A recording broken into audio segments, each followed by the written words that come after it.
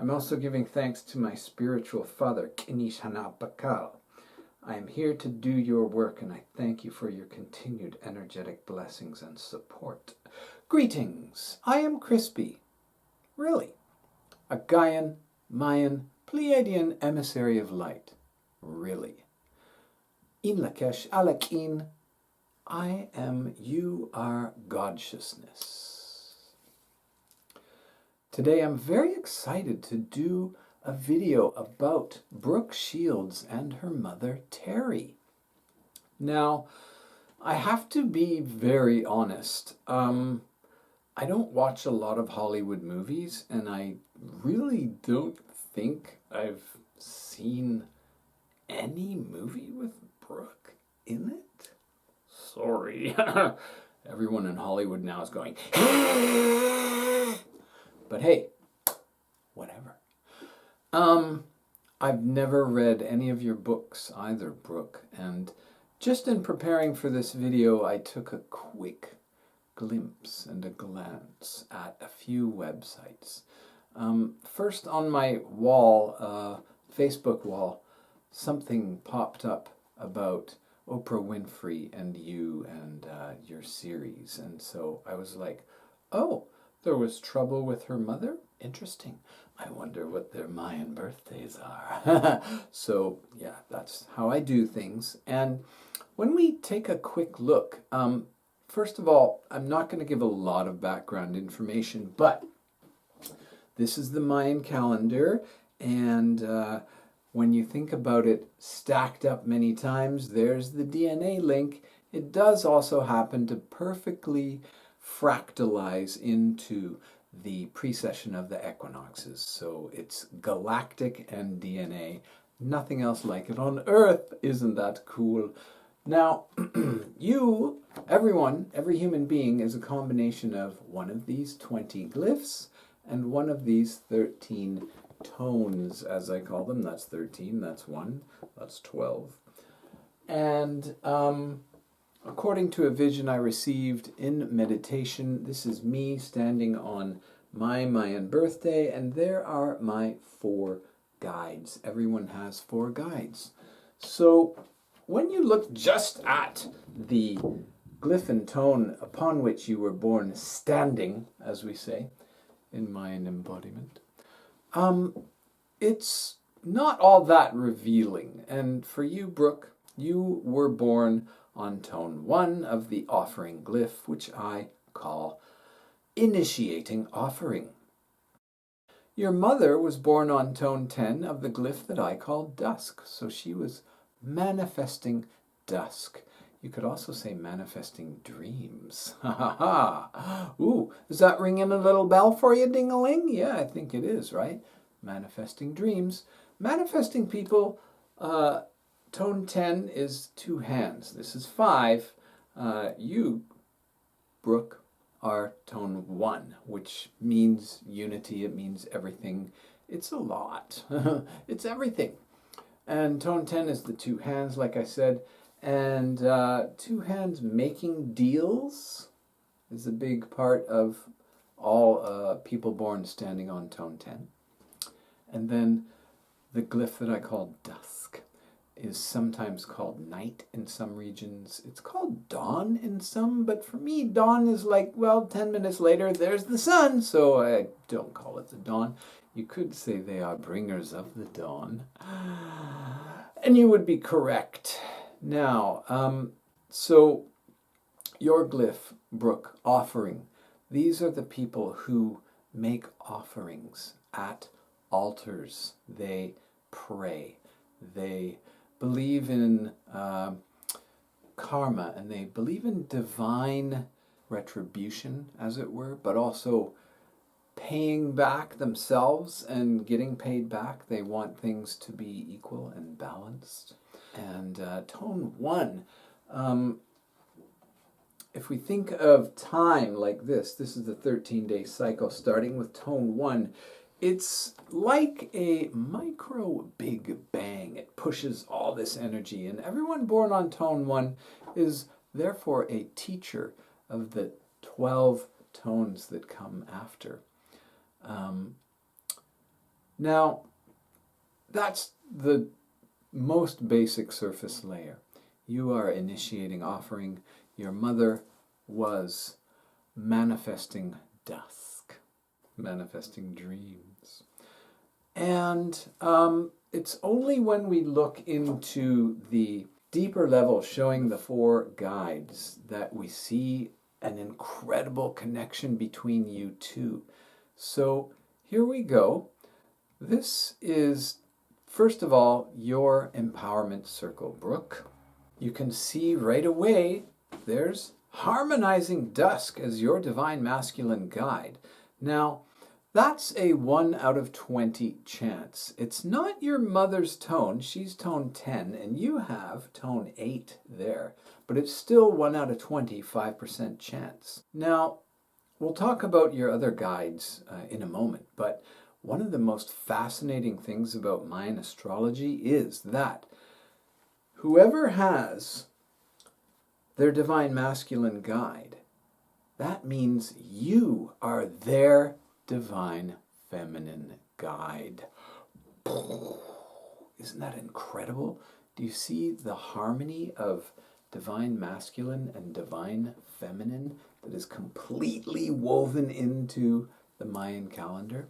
Here's your mother's empowerment circle, and you will see yourself as her divine feminine guide. And like I said, it's not exactly you, but it's your glyph, which the Maya call the Nagual or Nawal. And the tones they call tonal. That's part of the reason why we call them tones. Here's the other reason, and a few others. Now, the tonal, as taught by Carlos Castaneda, as taught to him by Don Juan, really means the ego. It's like the way you get through life. It's the building blocks. It's the steps. And the Nahual is more like your spirit. Now, interestingly enough, the Maya believe we all have 2 souls. Oh, what? Amazing.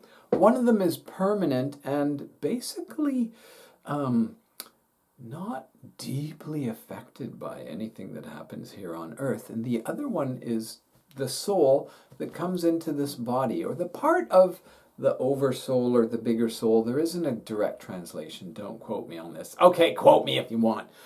But we all have 2 souls, actually. One of them is directly attached to this body and is designed to work in harmony with the tonal, the ego, for people who are highly functional. Now, as we'll see, your mother has tone 3 for her divine feminine guide. So she has activating offering as her divine feminine guide. Now, tone 3 is known to be a very feminine tone. So your mother had you as her divine feminine guide, but a slightly more feminine version of you than you yourself. You are tone 1, and that's like this mini Big Bang that's actually a little bit more masculine, if you can believe that. It's going out! It's go! It's got this very powerful thrust to it. Whereas tone 3 is more about the home and the family, the kitchen even. So your mother, we could hypothesize, had an idealized version of you that was more feminine than you actually are as her divine feminine guide. And part of her purpose was activating offering, which is you. You are offering. So her divine feminine of herself was here to activate you, your core self. Now let's switch back over to your empowerment circle, and we're seeing that your divine masculine guide is called harmonizing dusk. And so we can extrapolate from that for you to go out and be this person in public that you were from like age 11 months or something, I think I read. You had your mother's energy there, but you had more of a harmonizing version. She had this making deals and two-handed approach, and yours was more harmonic than perhaps she ever was. I don't really know, and unless I go deeply into a ceremony here, I can't pull out all of this information out of the thin air. But it's so clear just by looking at this. All right, let's go back to you, Brooke. I want to say that in your past wisdom guide position, we see tone 6 called Balancing Sunrise. Now, I happen to be the only Mayan astrologer, I use that term loosely, that teaches that tone 6 should actually be thought of as a rolla bola. What this indicates is a very strong need for balance. Many people don't have it and they fall off the rolla bola. This was in your youth position, meaning up to age 13 in particular, but these never go away. It's always there. It's always part of you, that need for balance. And the sunrise, interestingly enough, is the very first glyph. So it is even more of a mini Big Bang than the mini Big Bang of tone 1. So your childhood had the necessity to balance and, again, that initiating, bursting out creative force. Now, let's look again at your divine feminine. What we see is tone 7, representing the crown chakra, and combined with the eagle. The eagle soars above and has vision.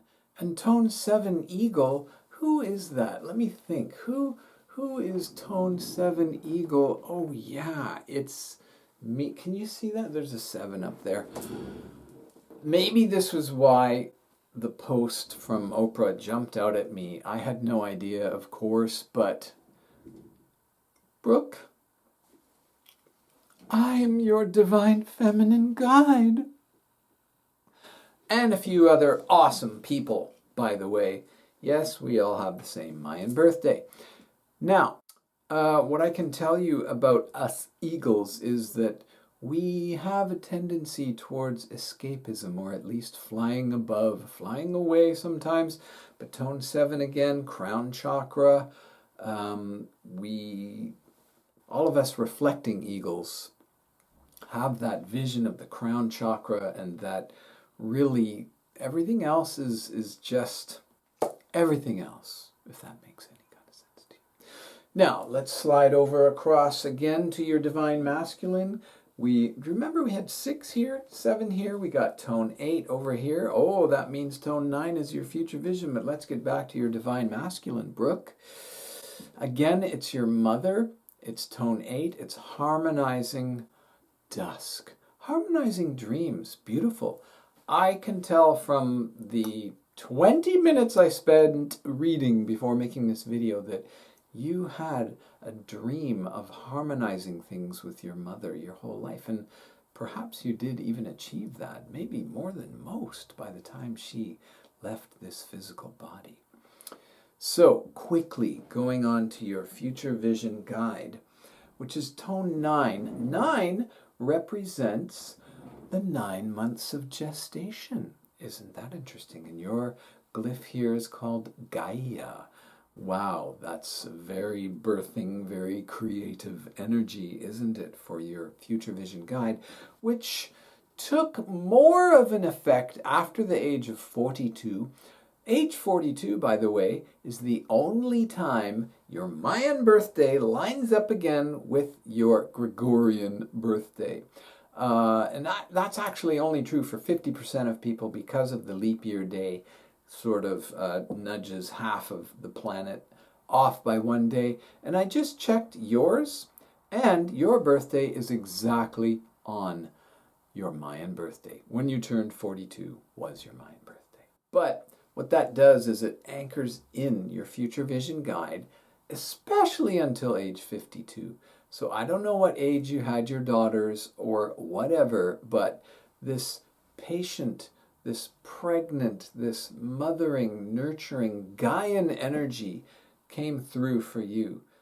Much more after age 42, up to 52. There are some Mayan astrologists who say that we actually become our future vision guide after age 52. I don't say that. I say your core self will always be initiating offering. Now, some people might be wondering why I have these question marks here. Again, when I generate high vibration code phrases for people, I go into a ceremony first and things happen, come through that my clients need to hear. So that's why I've left these blank for you and your mother. Now, let's talk a little bit about hers. Her past wisdom guide, interestingly enough, is the eagle and tone 2 called pairing eagle. So both of you have the eagle in the charts. Hers, she had this pairing vision anchoring in her childhood, and I think that became you two later, this vision of the two of you as this pair.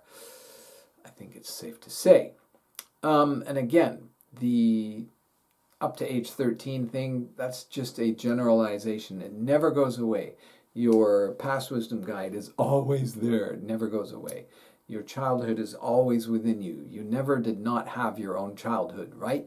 Yes. So, again, your mother, tone 2, tone 3 for her divine feminine, activating Brooke, activating offering. Going across to her divine masculine was tone 4 and the glyph of Gaia. Yet again, another synchronicity between the two of you. This is the exact same pattern for everyone born on dusk and everyone born on offering. They have the same 4 guides. And then also everyone born on tone 1 has the same tones for guides. Everyone born on tone 10 has the same tones for their 4 guides. But again, you two share 3 of your guides. It's really deeply, shall I say, entangled. Not in a bad way, though. Well, depends on the choices that everyone makes. Even the Maya have always said that the day you're born is your imprint, your pattern, your signature, as it were. But the choices we make day to day far outweigh what the Tzolk'in said the day we were born. All right?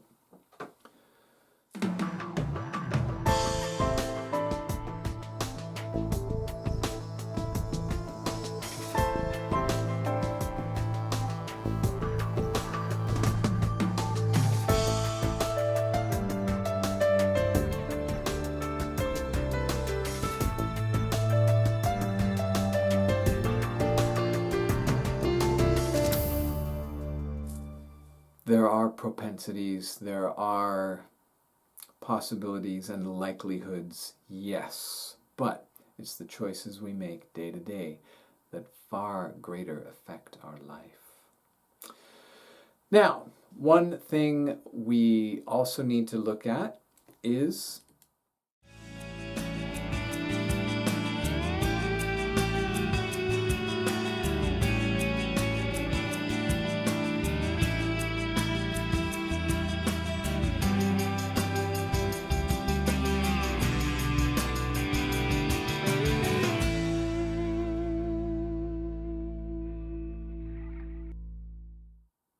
so back to your mother's masculine, divine masculine, which again is her yang energy, it's her going out energy, it's her doing energy.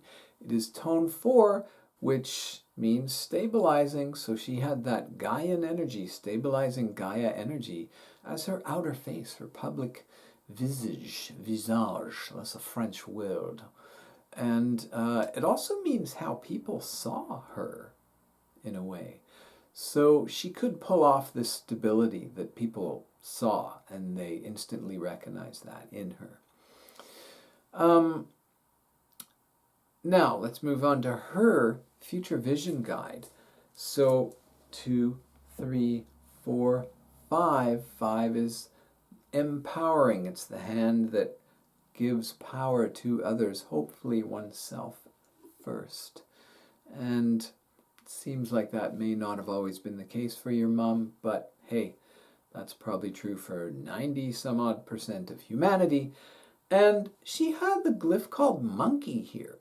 So again, this came into play more after age 42, but it was always there. And the monkey is super creative, super playful, super occasionally but her intention was, her soul cartography intention was to be empowering, and empowering through artistry and creativity. Wow, is that making any sense here for you? I hope so.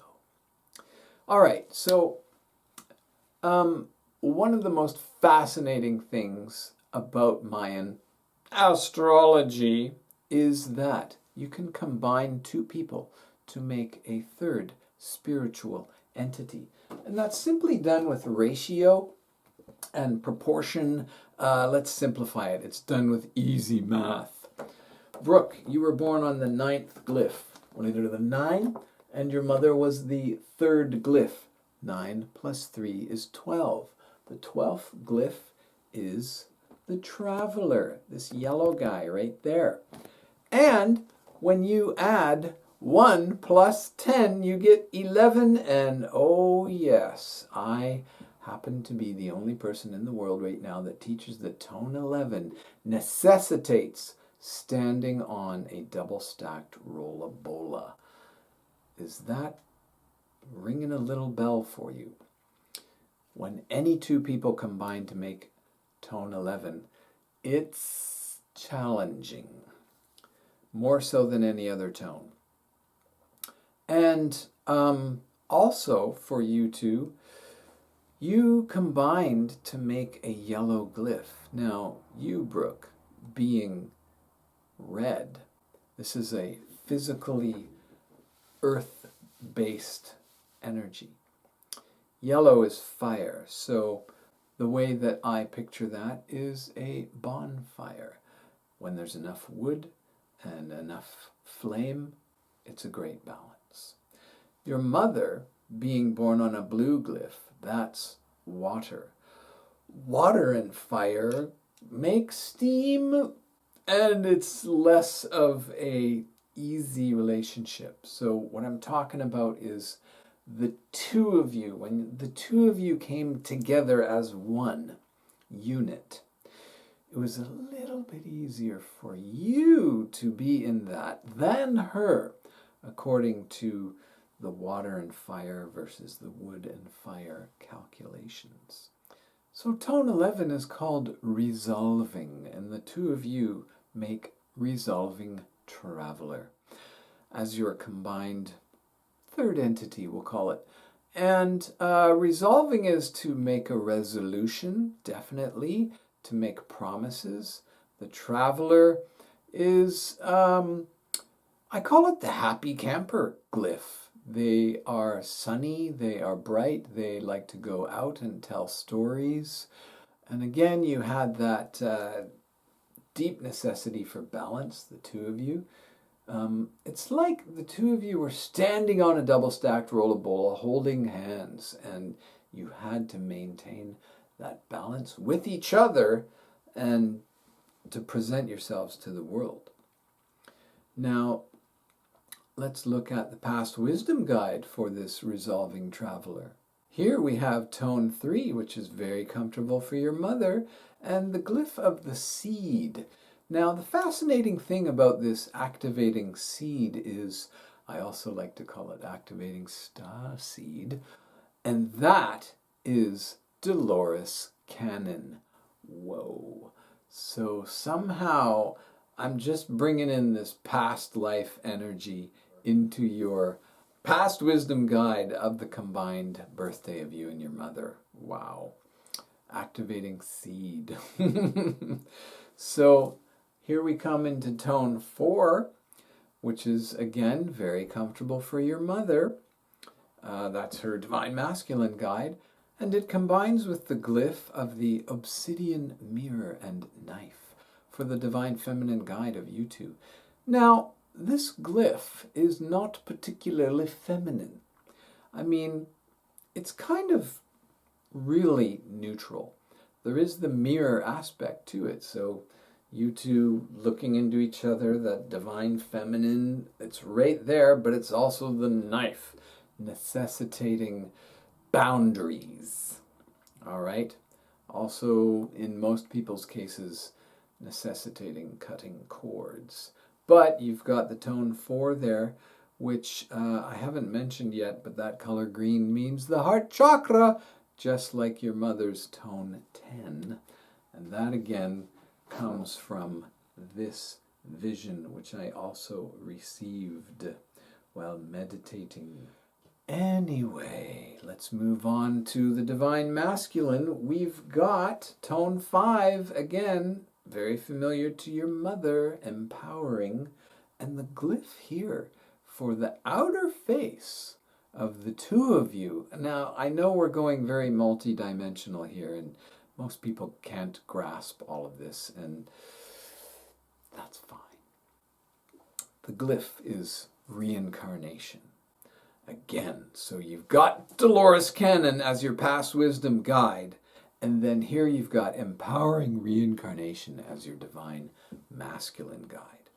So there's some bells ringing for me right now, and it's exciting. I love it. The future vision guide for you and your mother is that tone 6, very well known to you, and of course you two are standing on double stacked Rollabola, and the future vision guide for you was balancing solar chief. The solar chief is the 20th of 20 glyphs. You could call it sun goddess. It is both, but it's a little bit more of the masculine energy. The glyph itself is a blowgun hunter. The mask, which is again in the Popol Vuh, the Mayan creation myth. There it is. Deeply embedded within the Mayan culture is the fact that this glyph is a hero. It is the hunter. It stands for enlightenment and completion. So again, you two have it in your balancing, necessitating more balance. So Brooke, you had that Rollabola in your past wisdom guide, and you and your mother combined have it in the future vision guide, but way more so in the core self. So again, I'm not going to go into any more detail at all. I just want you all to know, because I'm sure there's more than just Brooke watching this, that the Divine Mayan Zolkin calendar is soul cartography. It allows you to see more deeply into the relationships between people by combining them than any other system on Earth. So, thank you very much. Een Lak'esh, Alakin, Namaste.